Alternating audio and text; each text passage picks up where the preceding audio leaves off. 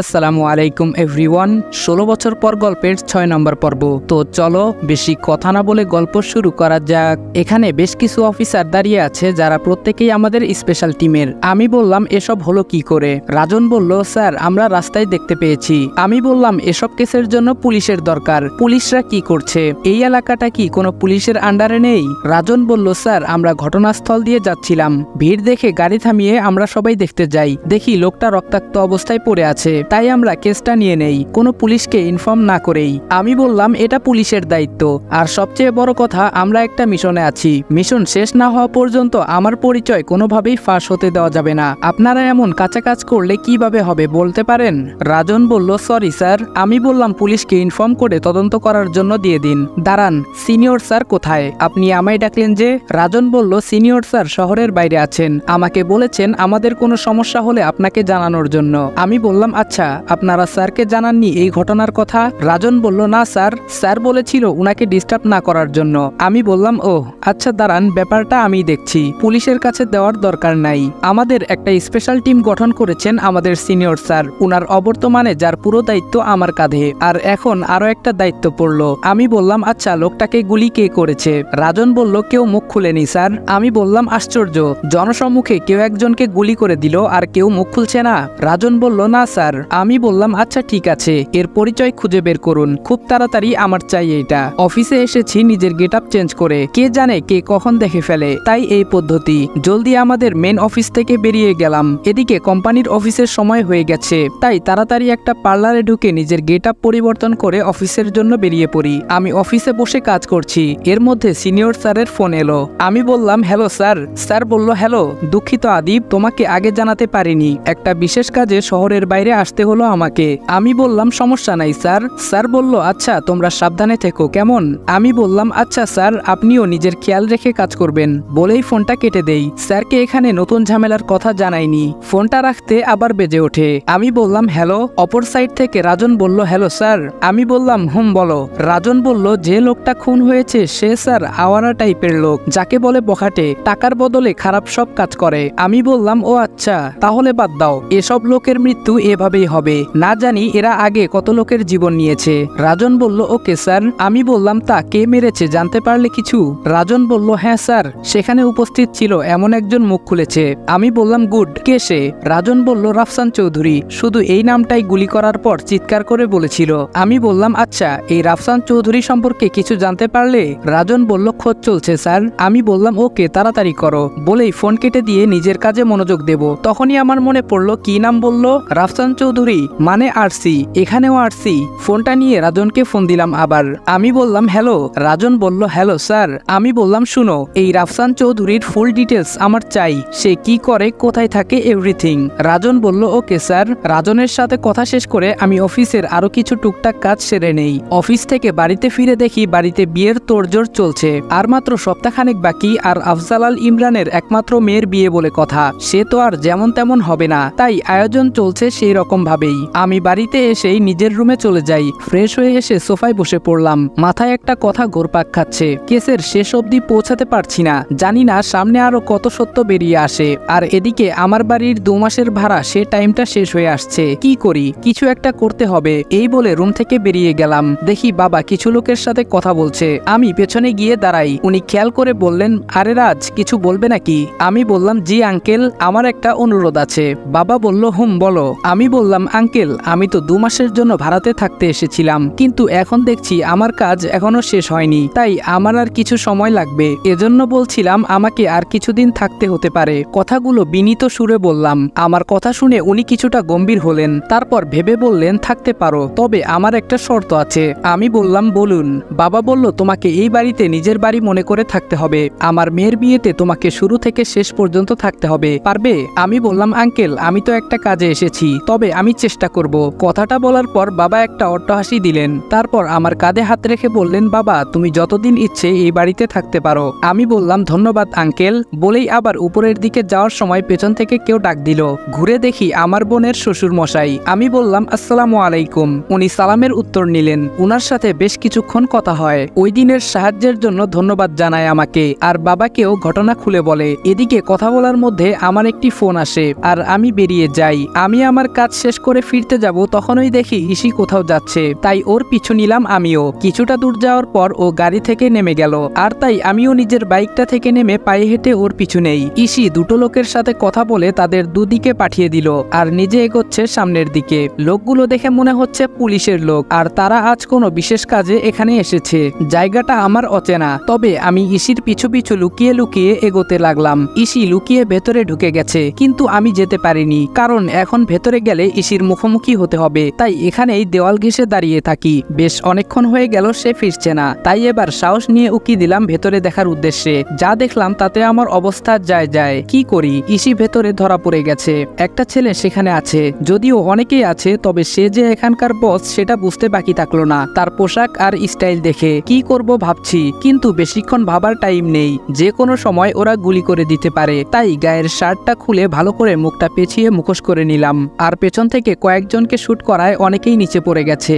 ঘটনা হঠাৎ ঘটায় কেউ কিছু বুঝে উঠতে পারেনি। এভাবে বেশ কিছুক্ষণ চলার পর ইসির মাথায় একটা আঘাত পায়, যার কারণে সে অজ্ঞান হয়ে নিচে পড়ে। আর আমার সামনে এখন সেই ছেলেটাই, যাকে দেখে আমার বস বলে মনে হয়। দুজনের ধস্তাধস্তিতে সে অনেকটা কাবু হয়ে পড়ে। শেষ পর্যন্ত মাটিতে নেতিয়ে পড়লে আমি মার বন্ধ করি। সেখান থেকে বের হওয়ার আগে ইসির সাথে আসা লোক এখানে পৌঁছে যায়। ওরা আমায় দেখে ফেলার আগেই আমি সেখান থেকে আমার মুখটা ঢেকে চলে আসি। আমার মুখ থেকে কাপড় সরে গেছিল, জানি না ওরা দেখেছে কিনা। সেখান থেকে বেরিয়ে তাড়াতাড়ি বাসার উদ্দেশ্যে বেরিয়ে পড়ি। ইসির খোঁজ নেওয়া হয়নি, এখন ওর খোঁজ নিতে গেলে ধরা পড়তে হবে, তাই আড়ালে থাকাটাই ভালো। আমি রুমে বসে ল্যাপটপে কাজ করছি, তখন ফোন আসে। ফোনটা কাটার সাথে সাথে ল্যাপটপে মেল বক্স ওপেন করলাম, আর যা দেখলাম তাতে আমি পুরোই অবাক। মেইলটা আসার পর ডিটেলস দেখার আগে ছবিটা দেখে আমার চোখ ছানা বড়া হওয়ার অবস্থা। এই তো সেই ছেলেটা যাকে আজ মেরে এলাম। বেঁচে আছে কিনা আল্লাহ মালুম। নাম রাফসান চৌধুরী, এতদিন আমেরিকা ছিল। বাংলাদেশে ওর কেউ আছে কিনা জানা নেই। আমি রাজনকে আবার ফোন দিলাম। আমি বললাম হ্যালো। রাজন বলল হ্যালো স্যার। আমি বললাম আচ্ছা, ও এখন কোথায় আছে জানো কিছু তোমরা? ছেলেটা হসপিটালে, কেউ খুব মারধর করেছে নাকি। ডাক্তারের সাথে কথা বলে জানতে পারি এখন সে কোমায়। আমি বললাম যাহ। রাজন বলল কি হলো স্যার? আমি বললাম না কিছু না। আচ্ছা তুমি তোমার কাজ করো, এই বলে ফোনটা কেটে দিলাম। কাজটা কি করলাম, কোমায় পাঠাই দিলাম, এখন কি হবে? এভাবে ভাবতে ভাবতে রাতটা চলে গেল। সকালে নাস্তার টেবিলে বসে আছি, কিছুক্ষণ পর ইসে আসছে। দেখে অনেকটা দুর্বল লাগছে। খাবার ফাঁকে কয়েকবার আমার দিকে আর চোখে তাকানোর চেষ্টা করেছে, যেটা আমার চোখ এড়ায়নি। চোখাচোখি হয়ে গেলেই নামিয়ে নিয়েছে চোখ। যাই হোক, খাওয়া দাওয়া শেষ করে যে যার মতো বেরিয়ে পড়লাম। ইসি মনে হয় যাবে না, গতিবিধি দেখে তাই মনে হলো। যাই হোক, না গেলে থাক, কাল মাথায় চোটটা একটু বেশি পেয়েছে। আমি বেরিয়ে পড়লাম। গেটের সামনে আমি বাইক স্টার্ট দেব, তখন বাবা এগিয়ে এসে বলল রাজ আজকে একটু তাড়াতাড়ি ফিরো, আমার একটি কাজ করে দিতে হবে বাবা। আমি বললাম আচ্ছা আঙ্কেল। বাবা বলল ধন্যবাদ। আমি বললাম আসি, এই বলেই বাইক স্টার্ট দিলাম। অফিসে পৌঁছে নিজের কাজে মন দিলাম। তখন ম্যানেজার ডেকে পাঠালো। আমি বললাম স্যার আসবো? ম্যানেজার বলল আয় আয় এখানে বস। আমি বসে পড়লাম। ম্যানেজার বলা শুরু করলো একটা দুর্ঘটনা ঘটে গেছে জানিস? আমি বললাম না তো স্যার। ম্যানেজার বলল এই কদিন অফিসটা সামলে নিস প্লিজ। আমি বললাম স্যার আমি তো, বলার আগেই থামিয়ে দিল। ম্যানেজার বলল কোনো কিন্তু শুনতে চাই না। আমি বললাম আচ্ছা স্যার, বলেই বেরিয়ে পড়লাম। কেমনটা লাগে একবার ভাবুন, একে তো নিজের কাজ, তার উপর এই অফিস, বোনের বিয়ে, এখন এক্সট্রা অর্ডিনারি দায়িত্ব চাপলো। অফিসের কাজ শেষ করে বাসায় ফিরলাম। কিছুক্ষণ বিশ্রাম নিয়ে গেলাম বাবার কাছে। আজ বিকেলে কি একটা কাজ যেন করে দিতে বলেছে, তাই গেলাম। আমি বললাম আঙ্কেল। বাবা বলল আরে রাজ এসো। আমি বললাম কিছু একটা কাজের কথা বলেছিলেন। বাবা বলল ও হ্যাঁ, আমি তো ভুলেই গেছিলাম। শোনো বাবা, রোহানদের বাড়িতে কিছু জিনিস পাঠাতে হবে। আশরাফ তো একটু ব্যস্ত অফিসের কাজে, তাই তোমায় বলছিলাম আর কি, যাবে বাবা? আমি বললাম আচ্ছা ঠিক আছে। বাবা বলল তাহলে বিকেলে তৈরি থেকো কেমন? আমি বললাম আচ্ছা ঠিক আছে। এই বলে রুমে চলে এলাম। এসেই অগ্নিকে ফোন দিলাম। আমি বললাম অগ্নি আজকে তোমরা সামলে নিও, আমি একটু অন্য কাজে ব্যস্ত থাকবো। অগ্নি বলল ওকে স্যার, আপনি নিশ্চিত থাকুন। আমি বললাম অল দ্য বেস্ট, বাই বলে ফোনটা কেটে ল্যাপটপে যতটুকু সম্ভব কাজ করার চেষ্টা করলাম। দেখতে দেখতে বিকেল হয়ে গেল, তাই আমি রোহানদের বাসার উদ্দেশ্যে বেরিয়ে গেলাম। কিছুক্ষণ গাড়ি চলার পর চৌধুরী বাড়ির সামনে এসে গাড়ি থামলো। আমার সাথে আরো কয়েকজন এসেছে আমাকে সাহায্য করার উদ্দেশ্যে। সবাইকে দিয়ে সব জিনিসপত্রগুলো ভেতরে পাঠিয়ে দিলাম। তারপর আমি ভেতরে ঢুকলাম। মিসেস চৌধুরী অর্থাৎ রোহানের মা রাবেয়া চৌধুরী এগিয়ে এসে আমাদের আপ্যায়ন করার জন্য ব্যস্ত হয়ে পড়লেন। আন্টি বলল এসো এসো, তোমরা বসো এখানে। আমি বললাম আন্টি এত ব্যস্ত হওয়ার কিছু নাই, আসলে আশরাফ ভাইয়া একটু ব্যস্ত থাকার কারণে আমাকে আসতে হলো। আন্টি বলল তাতে কি হয়েছে, একজন এলেই হলো, তোমরা বসো। এই বলে উনি ভেতরের পেছনের দিকে গেলেন আর আমি এই দিকে চারদিকটা ভালোভাবে চোখ বুলিয়ে নিলাম। এমন সময় পেছন থেকে কেউ ডাক দিল। পেছন ফিরে দেখি রোহান। রোহান বলল, hi, I am Rohan, I think you Raj. আমি বললাম ইয়া, বলে দুজন হাত মিলিয়ে নিলাম। রোহান বলল, আরিশপার মুখে আপনার নাম আর কথা শুনেছি। আমি একটু অবাক হয়ে বললাম, তাই নাকি? রোহান বলল, আরিশপা বলেছিল ওর আরেকজন ভাই ছিল আদিব ভাইয়া, অনেক ছোটবেলায় নাকি হারিয়ে গেছে। আপনি নাকি দেখতে অনেকটা ওর ভাইয়ের ছোটবেলার চেহারার সাথে মিল যায়। রোহান এক নাগারে কথাগুলো বলে যাচ্ছে আর আমি শুধু শুনছি। রোহান আরো অনেক কথা বলল, সাথে আমিও টুকটাক বললাম। আমি বললাম, আচ্ছা থাকো, আমি উঠলাম। রোহান বলল, সে কি, আপনারা তো কিছু নিলেন না? আমি বললাম, এখন সময় নেই ভাই, পরে এক সময় এসে পেট পুরে খাবো, বলেই বেরিয়ে এলাম। আর রোহান ওখানেই দাঁড়িয়ে আমাদের দিকে তাকিয়ে থাকলো। বেশ অনেকক্ষণ আমরা চৌধুরী ম্যানশনে ছিলাম, কিন্তু রৌফ চৌধুরীকে দেখলাম না। হয়তো অফিসের কাজে ব্যস্ত, কিন্তু এখন তো অফিসে থাকার কথা না। যাকগে, এত কিছু ভেবে লাভ নেই। কিছুক্ষণের মধ্যে গাড়ি পৌঁছে গেছে। আমি ভেতরে গিয়ে বাবাকে জানিয়ে দিলাম সব ঠিকঠাক মতো পৌঁছে গেছে বলে রুমে এসে ফ্রেশ হয়ে নিয়ে রুমে কিছুক্ষণ বসে থাকলাম। কেমন যেন লাগছে, মনে হচ্ছে আমার অবর্তমানে আমার রুমে কেউ প্রবেশ করেছিল। কেমন যেন খটকা লাগছে। তখনই মনে পড়লো আজকে রুমে তালা দেওয়া হয়নি। কে আসতে পারে বুঝতে পারছি না। কার্ড আর পিস্তল আমার সাথেই ছিল, তবে ল্যাপটপটা বাসায় ছিল। তাড়াতাড়ি গিয়ে ল্যাপটপটা অন করে দেখলাম না, তেমন কিছু হয়নি। আর হবেই বা কি করে? অনুমান করে পাসওয়ার্ড দেওয়া কারো সাধ্যের বাহিরে, তাই নিশ্চিত হলাম। পুরো বাড়িতে বিয়ের তোড়জোড় চলছে। আমি কোথা থেকে শুরু করব বুঝতে পারছি না। রাফসান চৌধুরীর উপর যেই সন্দেহের তীরটা গিয়ে ঠেকেছিল, কিন্তু সে তো এখন কোমায়। কি করি? রোহান চৌধুরীকে সন্দেহের কোনো অবকাশ পেলাম না। ছেলেটা খুব অমায়িক আর ভদ্র বলেই মনে হলো। তাহলে সন্দেহ এখন কাকে করব? রাফসানকে একবার দেখতে হবে। তখন মারার ধান্দায় দেখতে পাইনি, তাই রাজনকে ফোন দিয়ে হাসপাতালের ঠিকানাটা নিয়ে নিলাম। এখন ঘড়িতে রাত 9টা বাজে, তাই বাইকের চাবিটা নিয়ে বেরিয়ে পড়ি হাসপাতালের উদ্দেশ্যে। সেখানে গিয়ে তো আমি অবাক, ইসি আছে এখানে, তবে ছদ্মবেশে। ছদ্মবেশ ধারণ করলেও আমার চিনতে ভুল হয়নি। তার মানে হলো আরসি এর আসল পূর্ণরূপটা যে রাফসান চৌধুরী, এটা ওরা ভেবে নিয়েছে। তবে আমার কেন জানি মনে হচ্ছে পেছনে অন্য কেউ আছে। রাফসান কিছুতেই মূল হতে পারে না। এখন ভেতরে যাওয়া ঠিক হবে না, তাই বেরিয়ে আসি। আবার ও নিজের ভাগ্যকে গালাগাল করে বাইক নিয়ে সামনে এগোলাম। বাসায় যাব না, তাহলে এখন কোথায় যাব?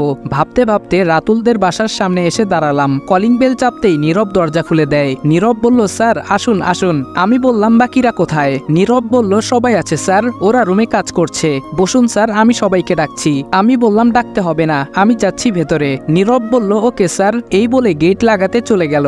আর আমি ভেতরের দিকে গেলাম। আমায় ঢুকতে দেখে 3 জন উঠে দাঁড়ালো। আমি বললাম, বসো বসো, কাজ কত দূর? অগ্নি বলল, স্যার আশা করছি খুব তাড়াতাড়ি আমরা একটা কুলকিনারা পেয়ে যাব।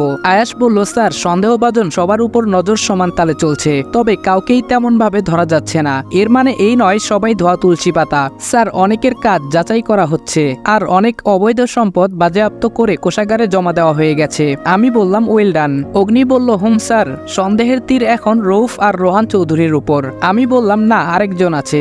রাতুল বলল, কে স্যার? আমি বললাম, রাফসান চৌধুরী। নামটা শুনে ওরা অনেকটাই অবাক, কারণ আমাদের পূর্ব তালিকায় এই নাম নেই। নীরব বলল, রাফসান চৌধুরী কে স্যার? আমি বললাম, বলছি। তারপর আমি পুরো ঘটনা ওদের খুলে বলি। আয়াস বলল, ওহ গড, তার মানে সে এখন কোমায়। রাতুল বলল, তাহলে স্যার আমাদের কাজ তো এখন সহজ হবে বলে মনে হচ্ছে, মেন কালপ্রিট যখন কোমায়। আমি বললাম, আমার কেন জানি মনে হচ্ছে এর পেছনে অন্য কেউ আছে। নীরব বলল, কে হতে পারে স্যার? আমি বললাম, সেটাই জানতে হবে আমাদের। এক কাজ করো রাতুল এবং নীরব, কাল তৈরি থেকো, আমরা কাল আবার মিশনে যাব। দুজনেই বলল, ওকে স্যার। অগ্নি বলল, স্যার আমি যেতে চাই। নীরব বলল, চুপ। অগ্নি বলল, তুই চুপ, তুই বাসায় কাজ কর। আমি বললাম, শান্ত হও, তোমরা আমার কথা শোনো। কাল নীরব রাতুল তৈরি থাকবে, আর এরপরে যেই মিশন হবে তখন ইনশাআল্লাহ অগ্নি এবং আয়াস যাবে। ওদের সাথে আরো কিছু কথাবার্তা বলে আমি বেরিয়ে পড়লাম। রাত এখন 11:30 বাজে। সবাই এখনো সজাগ, তাই আস্তে আস্তে ভেতরে ঢুকে পড়লাম। সোজা নিজের রুমে চলে এসেছি। ফ্রেশ হয়ে এসে সোফায় বসেছি। হঠাৎ কার্ডটার কথা মনে হলো। পকেটে হাত দিয়ে দেখি আমার কার্ড নেই। সারা ঘর খুঁজে কোথাও পাইনি। কোথায় গেল আমার কার্ড? কেউ নিয়ে যায়নি তো? আমি কি ধরা পড়ে গেলাম? কার্ডটা কোথাও পাচ্ছি না, আর এদিকে ভয়ে আমার হাত পা কাঁপছে। কি হবে এখন? জানি না কার হাতে পড়েছে। নিচে চলে গেলাম। দেখি ইসি সোফায় বসে ল্যাপটপে কাজ করছে। ওকে দেখে মনে হয় না আমার প্রতি কোনো ইন্টারেস্ট আছে। তাহলে কে নিতে পারে? তখন ওই পকেটে ফোনটা বেজে ওঠে। আমি বললাম, হ্যালো। রাতুল বলল, স্যার আপনার কার্ডটা ফেলে গেছেন। কথাটা শোনার পর আমার কতটা শান্তি লাগছে বিশ্বাস করেন, বলে বোঝাতে পারবো না। আমি বললাম, থ্যাংক গড। রাতুল বলল, কি হয়েছে স্যার? আমি বললাম, আর বলো না, কার্ডটা না পেয়ে আমি অনেক ভয় পেয়ে গেছিলাম। আচ্ছা যাই হোক, বাদ দাও, তোমার কাছে রাখো, পরে নিয়ে নেব। রাতুল বলল আচ্ছা স্যার বলে ফোনটা কেটে দিয়ে অনেকটা শান্তি পেলাম। তাই ড্রয়িং রুমেই দাঁড়িয়ে স্বস্তির নিঃশ্বাস ফেলছি। তখন ওই ইসি আমার সামনে ওর রুমের দিকে যাচ্ছে আর আমার দিকে কেমন যেন সন্দেহের চোখে তাকালো। তারপর একটা ডোন্ট কেয়ার ভাব নিয়ে চলে গেল। আমিও ঘুমানোর জন্য চলে গেলাম। পরদিন যথারীতি ঘুম থেকে উঠে যে যার কাজে পৌঁছে গেলাম। কিছুক্ষণ পর রাতুল আর নীরব আমার কেবিনে ঢুকলো। রাতুল বলল স্যার আমরা কিন্তু তৈরি। নীরব বলল হ্যাঁ স্যার। আমি বললাম আচ্ছা ঠিক আছে, আমি রাতে যখন বের হতে বলবো সাথে সাথে বেরিয়ে পড়বে। ওরা একসাথে বলল ওকে স্যার বলে ওরা চলে গেল। আর আমি আবার মনোযোগ দিলাম কাজে। একটা বিশেষ দরকারে রুমের বাহিরে গেলাম। কাজ শেষে ফিরছি। ফেরার পথে ইসির রুমের দিকে চোখ পড়তেই দেখি ও কারোর সাথে কথা বলছে। মনে হচ্ছে বেশ রেগে আছে। তাই আমি আর না দাঁড়িয়ে সোজা চলে এলাম সেখান থেকে। দেখতে দেখতে অনেক রাত হয়ে গেল। আমি তৈরি হয়ে নিলাম বেরোনোর জন্য। ভাবলাম বাহিরে গিয়ে রাতুলকে কল করে বলবো বেরোনোর কথা। আমি বাহিরে বের হতেই ইসির মুখোমুখি হয়ে গেলাম। এত রাতে ও বাইরে কেন? আমি মোচড় কেটে চলে আসতে যাব, ইসি বলল এই দাঁড়ান। আমি বললাম আমাকে বলছেন? ইসি বলল না, এইখানে আরো অনেকে আছে তো ওদের বলছি। আমি বললাম ওহ, কিন্তু আমি তো কাউকে দেখতে পাচ্ছি না, কোথায় তারা? ইসি বলল ভূত, তাই দেখা যায় না। আমি বললাম ওরে বাবা, আপনি ভূতের সাথে কথা বলেন? ইসি বলল জাস্ট শাট আপ। কোথায় যাচ্ছেন আপনি? আমি বললাম কোথাও না তো। ইসি বলল এত রাতে আপনার কাঁধে ব্যাগ আর বলছেন কোথাও যাচ্ছেন না? আমি বললাম ওহ ব্যাগ, হ্যাঁ তাই তো। ব্যাগ কেন? আমি আসলে বুঝতেই পারিনি কখন ব্যাগটা কাঁধে নিলাম। আসলে আমার না ভুলে যাওয়ার অসুখ আছে ছোটবেলা থেকে। আমার কথাটা ঠিক হজম হয়নি। ইসি বলল ফাজলামি না করে বলুন আপনি কে আর এই বাড়িতে কোন মতলবে ঢুকেছেন?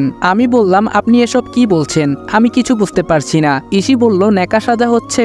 আমি বললাম বিশ্বাস করুন আমি সত্যি কোনো মতলবে আসিনি। ইসি বলল আচ্ছা তাহলে চলুন, ব্যাগ নিয়ে কোথায় যাচ্ছিলেন আমিও যাব। আমি বললাম আমার না ঘুম পাইছে, আমি রুমে যাই কেমন, আপনিও আসেন। বলেই রুমে চলে এলাম। এসে কাঁধ থেকে ব্যাগটা ছুঁড়ে বিছানায় ফেলে দিলাম। রাগে আমার গা জ্বলে যাচ্ছে।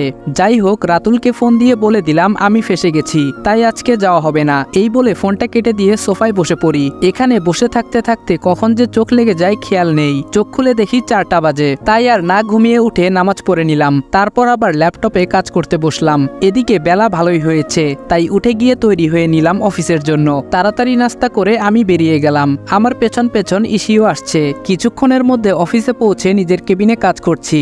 এর মধ্যে ফোন এলো। অপর পাশের কথা শুনে আমি বললাম আচ্ছা ঠিক আছে, একটু অপেক্ষা করো আমি আসছি বলেই ফোনটা কেটে দিলাম। আর অফিস থেকে না বলেই বেরিয়ে বাইক নিয়ে ছুটলাম ফোনে বলা ঠিকানায়। রাজন বলল স্যার আসুন। আমি বললাম কোথায় দেখাও। রাজন বলল ওই যে স্যার, হাতটা সামনের দিকে ইশারা করে দেখালো। আমি যা দেখলাম, দুটো লোক এই নির্জন স্থানে তাদের গাড়ি দাঁড় করিয়ে ভেতরের দিকে চলে গেল। এলাকাটা শুনশান, তাই দিনের বেলায় কেমন যেন রাতের মতো লাগছে। আমরাও লোকগুলোর পেছন পেছন লুকিয়ে যেতে লাগলাম। কিছুটা দূর যেতেই আরো দুজন এগিয়ে এলো আর আমাদের দেখা প্রথম লোক দুটোর হাতে একটা ব্রিফকেস ধরিয়ে দিল আর এরা একটা ছোট বক্স দিল।